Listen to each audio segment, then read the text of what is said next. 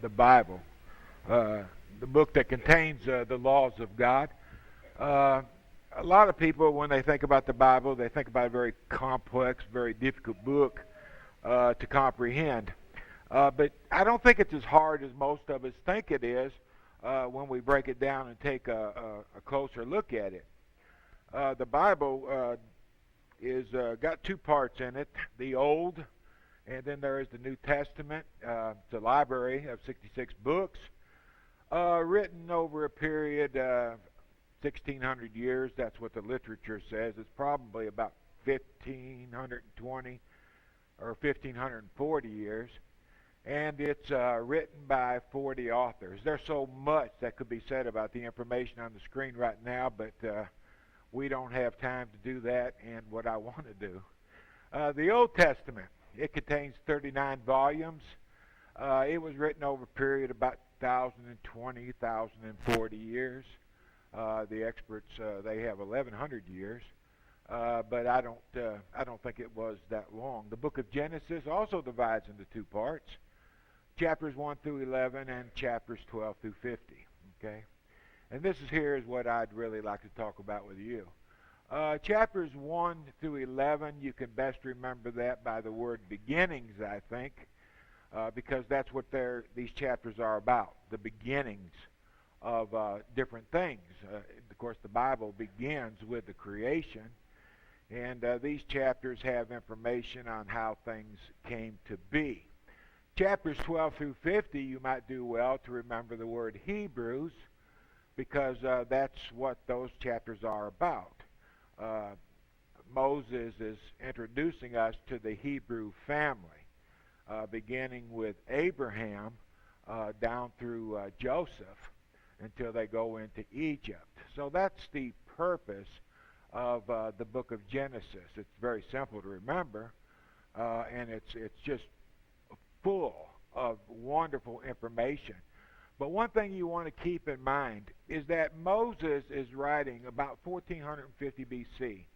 He wrote the first 5 books of the Bible about 1450 BC, but he's talking about things that happened back to 4004 BC. And when he gets into chapter 12, he's somewhere around 2000 BC. So it's easy to see that what he is doing is introducing the Israelites to their family roots. Okay, that's what it's all about. The people are, where do we come from? Well, Moses is telling them, this is your family roots. You know, people do that a lot now. They get on the computer and they look for their roots. Well, that's what the book of Genesis is all about: looking at the roots of the Hebrew people. And you want to keep that in mind when you read this book. We'll go back to the beginning, Genesis chapters 1 through 11, about the beginnings when God created the heavens and the earth, chapters 1 and 2.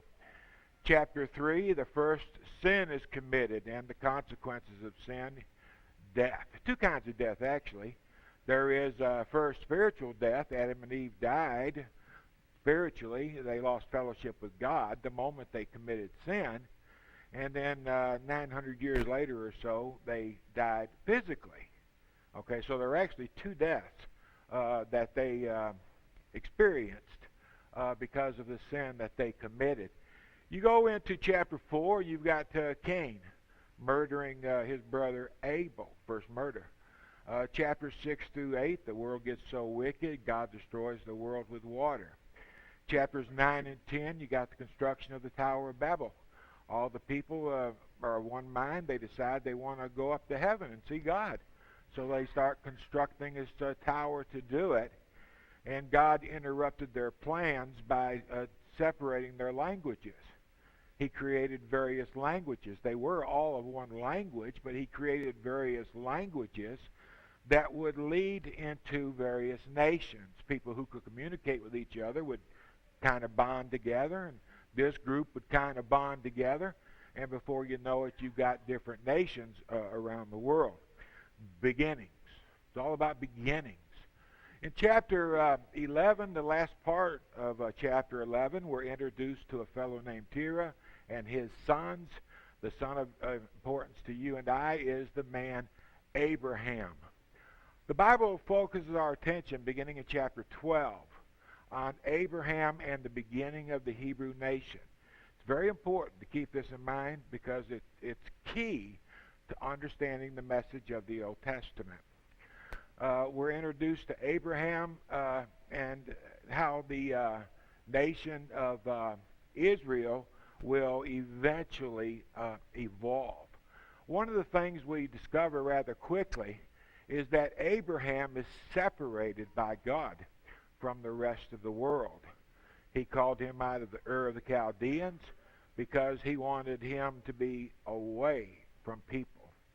The world had become wicked once again, and the Lord was going to have to do something because he would have to destroy people if things continued as they were.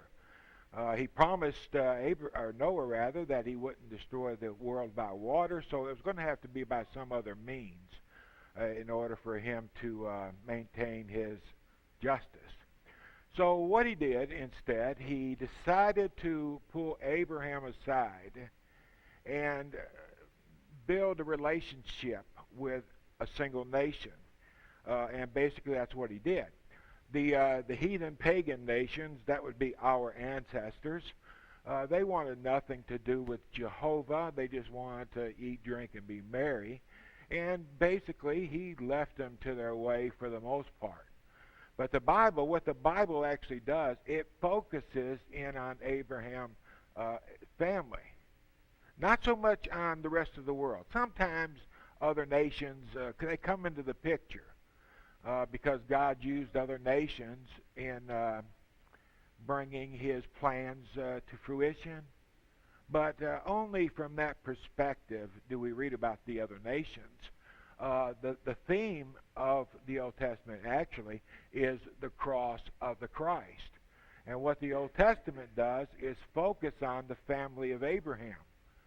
From chapter 12 all the way through the book of Malachi. That's what it's all about. It's all about Abraham's family until Jesus comes into the world. Because God made a promise to Abraham that Jesus would come through his seed. And all the nations of the earth would be blessed when he did. So there's a promise between Abraham and God that Jesus would be his descendant. And as you study the Old Testament, what you're doing is watching how God goes about keeping that promise. And he's focused on the family of Abraham to do so. We hear about Israel being the chosen people of God. Many people have misunderstood that. Israel wasn't chosen in the sense that they were good. They were chosen because they were the children of Abraham. It was Abraham.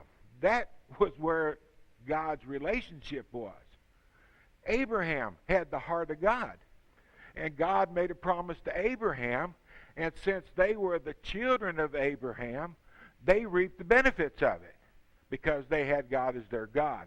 So they were very fortunate in that sense. But as we study the Old Testament, this is what you want to keep your mind on, is that God is focused on the nation of Israel eventually, once it becomes a nation.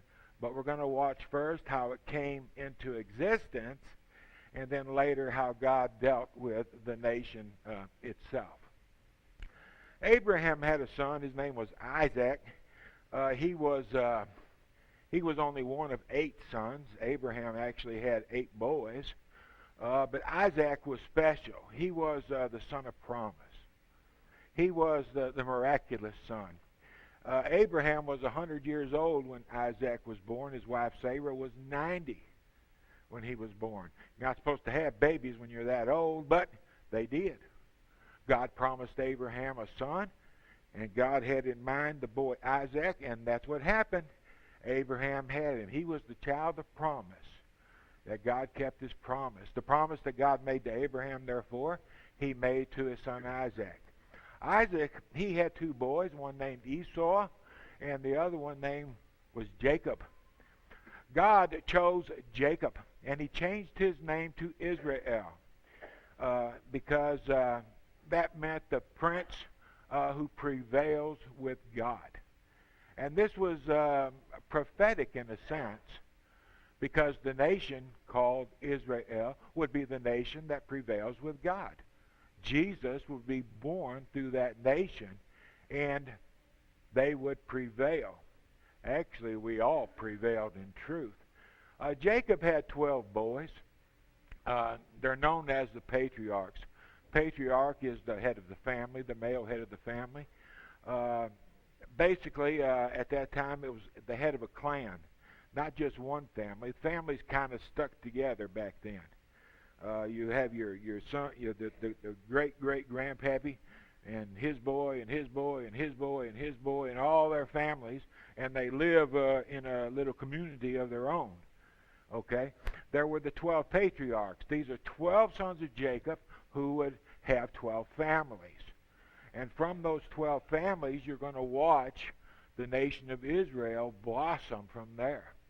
The most popular thought that many keep in mind is the fact that these are known as the 12 tribes of Israel. You might want to remember them also as 12 families of Israel, because that's what they are. They're families. Even though eventually there are thousands of them in each tribe, they're still a family. They're still connected through the head patriarch, one of these 12. All of them are connected through there. God is keeping his people away from the rest of the world. He separated Abraham, and he wants his people to be separated from the world from there on out. And he works diligently at making that a reality. Joseph is a man most of us are familiar with. Joseph sold into slavery by his brothers. Joseph cast into prison in Egypt. Joseph, who was noted by the Egyptian Pharaoh and was permitted to rise to second to Pharaoh only. He had been sold by his brothers, and he was in Egypt for about some 20 years. There was a famine in the land of Canaan. People were going to die by the thousands. And they discovered that Joseph, the son of Jacob, was in Egypt, and he had so much clout that he could move his daddy's family into Egypt, in the land of Goshen in particular, which was some of the most productive land in Egypt, and there they could live. So that's how the children of Israel came to be in Egypt. It was through a famine that drove them out of Canaan into the land of Egypt. We're told that about 70 souls constituted the family of Jacob at that time, and all 70 of these went down to Egypt. Well, a couple hundred years go by, and there's the land of Egypt.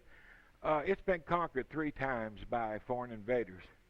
The last time it was invaded by some extremely wicked people. But the Bible says there was a Pharaoh, a new Pharaoh, who knew not Joseph. By that it means this. There was a king who sat on the throne who didn't remember what Joseph had done for Egypt. Egypt survived the famine because God prophetically enabled Joseph to know what to do to get through the famine unscathed. And everybody loved Joseph. He was a national hero, a national treasure, and had been for a long time. But when this foreign king sat on the throne, he didn't know Joseph. He didn't know him anything. He could care less. The only thing he knew is that there were a lot of Jews, or Hebrews I should say, living in his land, and he wanted those people to be suppressed. So he made slaves out of them. They worked from daylight to dark. They lost their factories. They lost their grocery stores, their insurance companies. They recalled all their automobiles. Whatever they had, they took it away from them. They stripped them down to nothing, and they turned them into slaves. And life for the sons and daughters of Israel was horrible, and they cried out to God, and God raised up the man Moses, who would be a deliverer.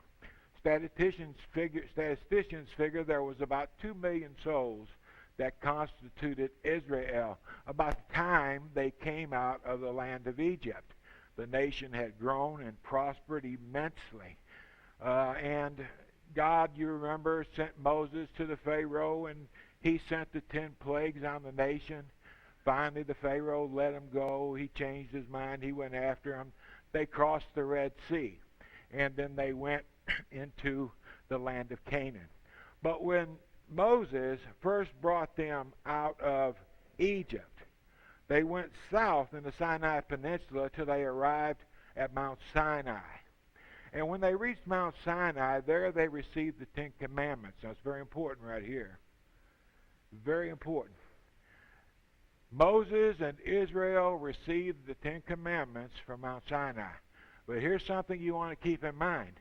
The 10 Commandments did not apply to the rest of the world. Had nothing to do with them. The covenant that was made on Sinai was a covenant between God and Israel only.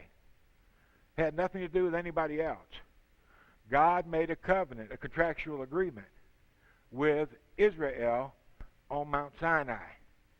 It had nothing to do with Joseph, Jacob, Isaac, Abraham.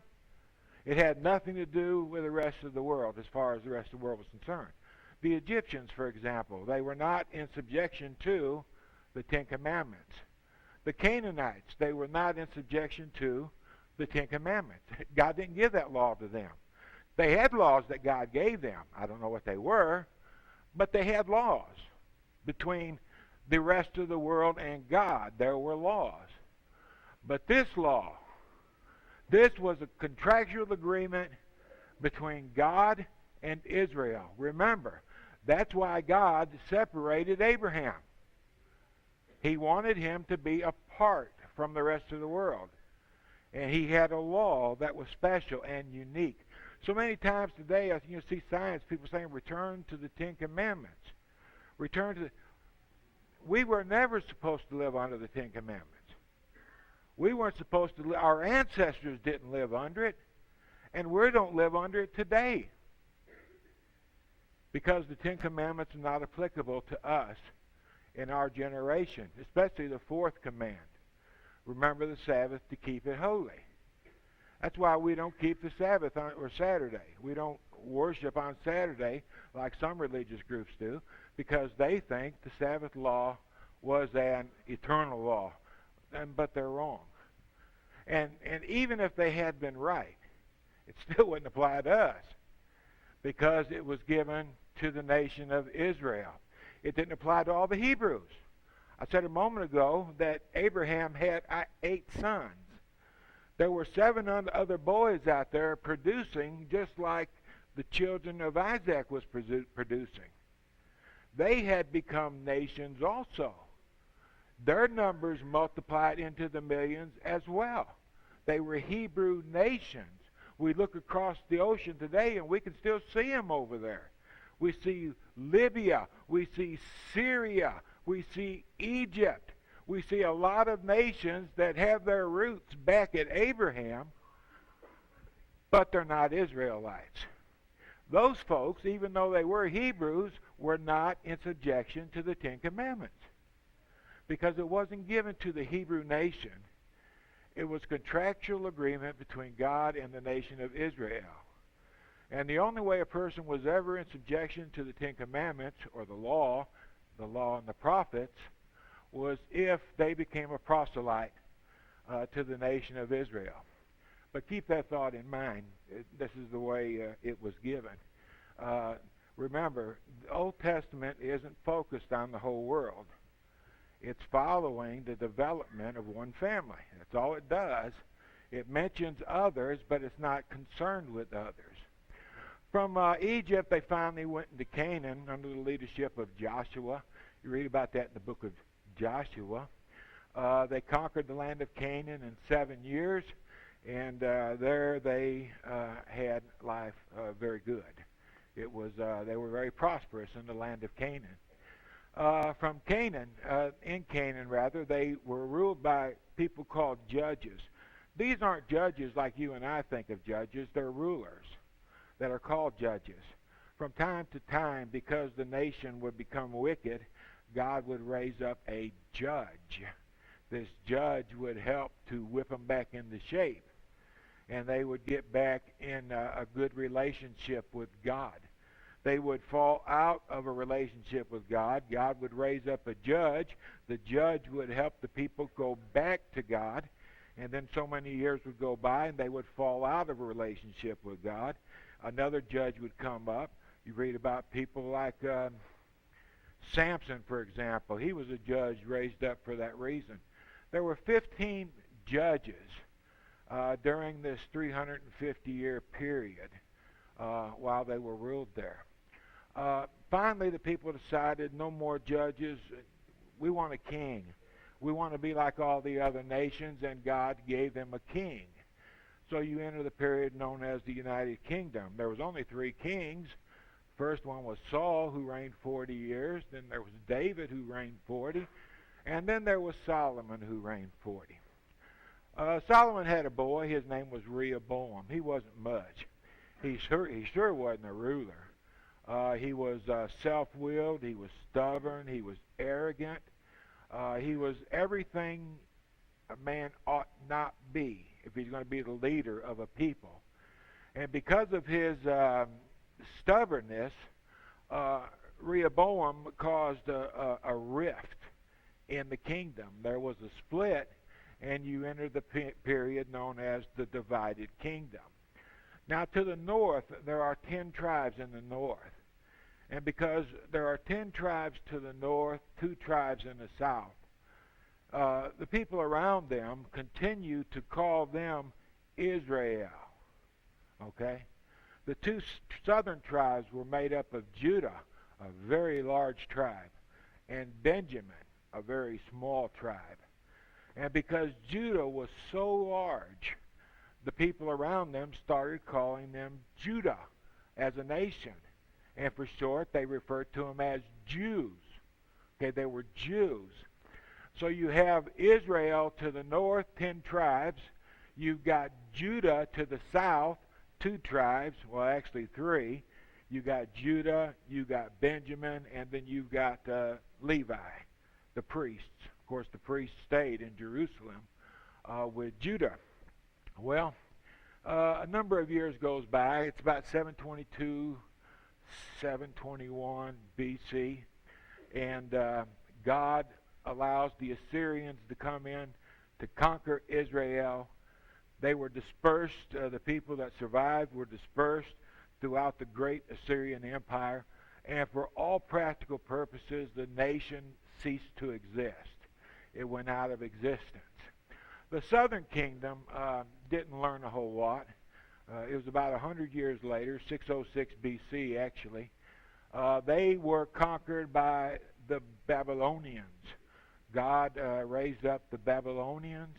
He made them a powerful nation, and he brought them in to conquer Judah and Jerusalem, the holy city. At the conclusion of their invasions in year 586, they destroyed the city, they tore down the walls, they tore down the temple, and when they got finished, they took turning plows and they turned the ground upside down. There was no trace of Jerusalem, with the exception of one wall that Nehemiah built that you can still see standing today, but it's kind of underground. But for all practical purposes, it was destroyed. They stayed in Babylonian captivity for about 70 years. At the end of the 70 years, they came home to the land of Palestine. But now they were never. There wasn't much to them. They weren't a threat to anybody. They weren't even they weren't a nation. It was a city almost. It was Jerusalem and the few people who lived around the outskirts of the city. There wasn't all that much to it. And they continued there for about 400 years. Most of the Jews didn't come back from Babylon. They didn't want to. Life was good in Babylon, and they didn't want to go back to Palestine and live on top of a mountain. So most of them stayed in Babylon. The remnant came back to Jerusalem. About 400 years, and the Apostle Paul wrote in Galatians chapter 4, verse 4, that when the fullness of the time had come, when God had all things ready, everything in its place, every place in its thing, when the fullness of the time had come, God sent forth his son. Okay? That's what God had been doing. He made a promise to Abraham that through his seed all the nations of the earth would be blessed. And throughout the 1500 years later, once you get to Israel as a nation, we watch as God fulfills a promise to Abraham. That is the Old Testament right there. That's what it's all about. It's not hard. It's about a family, and it's not hard. Okay? It's not as hard as we think it is. It's just important to understand what we are reading when we read it, if we come to an accurate understanding of what's being taught. The New Testament, let me do this very quickly. The New Testament is composed of 27 books. It was written over a period of 60 to 70 years, all probability 30 to 40 years, and it was completed. The first four books, Matthew, Mark, Luke, and John, they're said to be a biography of our Lord's life, but they're not really. Not a good biography. John, for example, he only writes about 11 days in Jesus' life. That's not a biography. The other accounts, Jesus is born, we read about him at age 12, then we read about him at age 30. That's not a biography, okay? It wasn't meant to be a biography. It wasn't meant to be an historical account of the life of the Christ. That's not the intent of Matthew, Mark, Luke, and John. There is a reason for it. The reason for it is to create faith. That's what John tells us in John chapter 20, verse 31. That's why these things were written, that we could believe that Jesus is the Christ, the Son of God. But one thing you want to keep in mind is that the events you're discussing in Matthew, Mark, Luke, and John were events that took place while they were living under the law of Moses. Okay, the law prevailed until Jesus was crucified. So Jesus and all the things that took place in his life took place under the law of Moses. And as you read Matthew, Mark, Luke, and John, if you know that, there are a lot of passages in the book that you'll understand more perfectly when you understand what the situation was at the time. Though these books deal with something that took place early on, they were written much later in years. The book of Mark, I think, was probably written about the year 50 A.D., Matthew and Luke, probably about 60 A.D., and then John, probably between 90 and 96 A.D. That's my guess. I could be wrong. If you disagree with me, that's okay. But I'll give you my best guess, and that's what it is. So these people are writing about things that God wants written in order to create faith in people like you and me. These things are written to create faith. And by reading those things, me and you can come to the belief that Jesus is the Son of God. And that's why God commissioned their writing so long after it took place. The next book you know is the book of Acts, the day the church began on Pentecost in Acts chapter 2. The church didn't exist before that day, at least not the Church of Christ. If you want to talk about the church being the nation of Israel, yes, the church existed. But if you want to talk about the church Christ built, no, it didn't exist or come into existence until Acts chapter 2 of the book of Acts. Now, the book was written to demonstrate the growth of the church and what people did. For example, to become a Christian. What must I do to become a Christian? What do? You go to the book of Acts.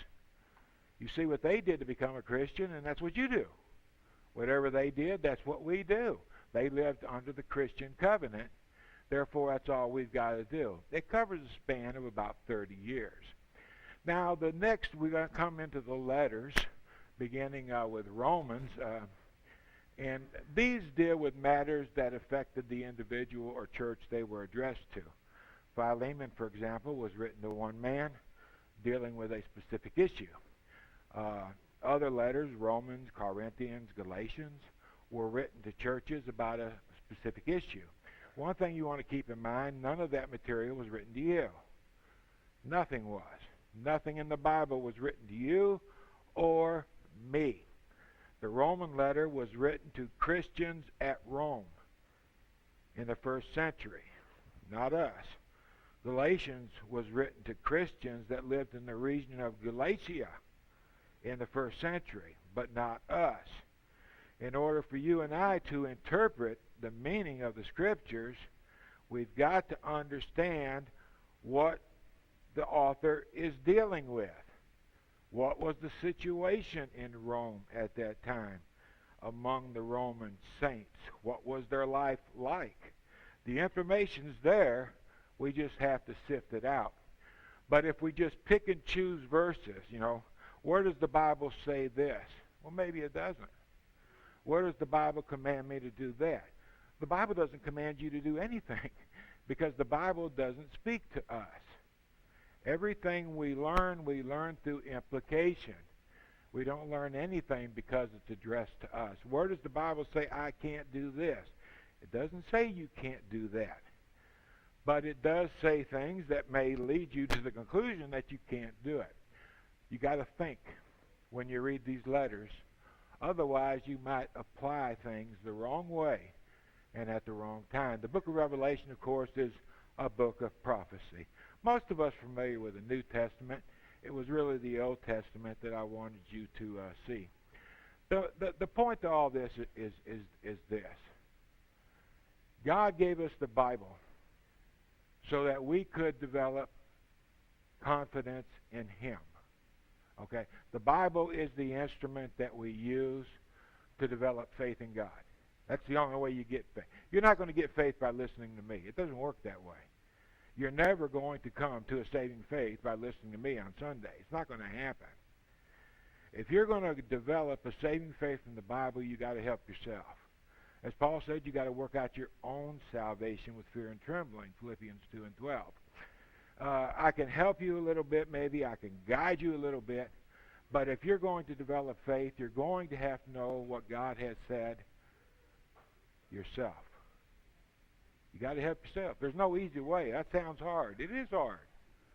It is hard to have faith. It doesn't come easy like some people say. You work for faith. It's a taxing thing for us to acquire, but we can't acquire it by knowing the Bible. But so many times people don't study their Bible. They hope in the day of the judgment that they'll go to heaven. That's what they hope. But it won't happen. It won't happen because that's not the way it works. In order for us to get to heaven, which is where we want to go, we must take advantage of the roadmap. That's what Burton calls it, a roadmap from here to heaven. And that's what it is. It guides us straight into the pearly gates. So we got to study our Bibles for ourselves. There's a lot of ways to do that. But we've got to help ourselves. The worst thing I can think that could happen to any of us is that we lose our soul. Doesn't have to be that way. It won't be that way. If we'll help ourselves, that's all you got to do. We'll help you. That's what we're here for. We help each other. And working together, all of us can go to heaven. And I hope we do. I really hope we do. If you need God's forgiveness, we hope you'll come today while we stand and while we sing.